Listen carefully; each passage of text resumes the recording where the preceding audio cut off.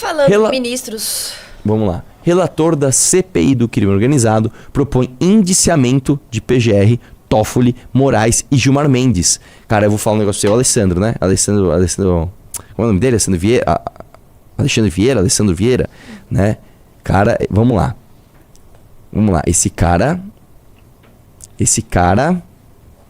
é peitudo. Este é peitudo, tá? Não conheço as ideias dele. Não sei se é de direita, de esquerda, não sei. Mas é peitudo, mano. Desce aí.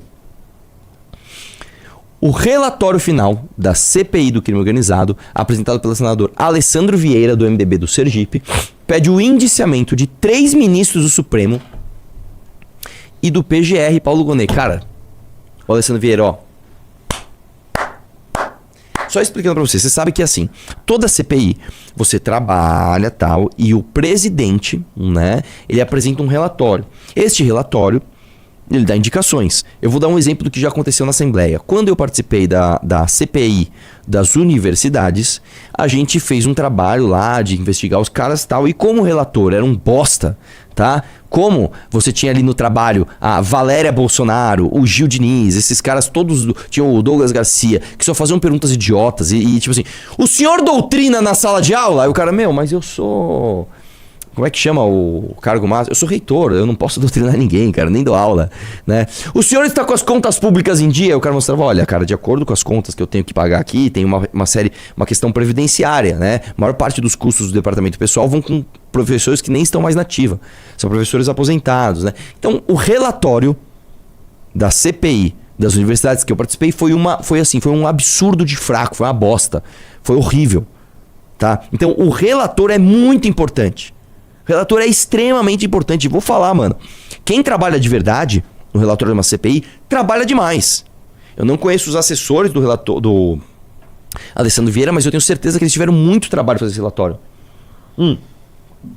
Você tem que ir lá, ver todas as provas que apresentaram, ver o depoimento de todo mundo, ver se uma coisa está condizente com a outra, ver se tem contradição. A partir da contradição, você tem que pegar e apontar, isso aqui não foi explicado, isso aqui é responsabilidade de tal órgão investigar. É um trabalho do caramba, velho. É um trabalho do caramba, tá? E remando contra o STF, porque o STF, né, a gente viu ontem que o STF livrou mais de 100 pessoas de irem lá depor, né? Então assim, os caras fizeram um bom trabalho, né? Vamos lá, o texto que será votado na tarde dessa terça-feira aponta que há indícios de crimes de responsabilidade por parte do PGR e do Dias Toffoli, Alexandre de Moraes e Gilmar Mendes. Desce aí um pouquinho. As conclusões da CPI, tá falando que não é o texto final, porque às vezes alguém quer mudar alguma coisa, mas geralmente, cara, é, tá? Eu acho que não tem oposição na CPI, né? Tá muito consenso, né? No relatório ele afirma que a CPI foi alvo de flagrante limitação de recursos, agravada pelas enormes barreiras políticas e institucionais levantadas na medida em que informações sobre fatos relacionados a figuras importantes da República começaram a ser investigadas, né? Por isso, entre os motivos de indiciamento, é razoável que a decisão se concentre naqueles fatos e indivíduos que estão fora do alcance dos meios usuais de persecução e que podem ser sujeitos ativos de crime de responsabilidade. Puta que pariu, Alessandro. Ó, que relatório, hein, velho? Que relatório, né? Desce aí um pouquinho. De acordo com a CPI, os ministros citados deveriam ter sido declarados suspeitos para julgar o caso do Banco Master no Supremo, devido às supostas relações de proximidade com os envolvidos no caso, principalmente o dono do banco, Daniel Vorcaro. Desce aí.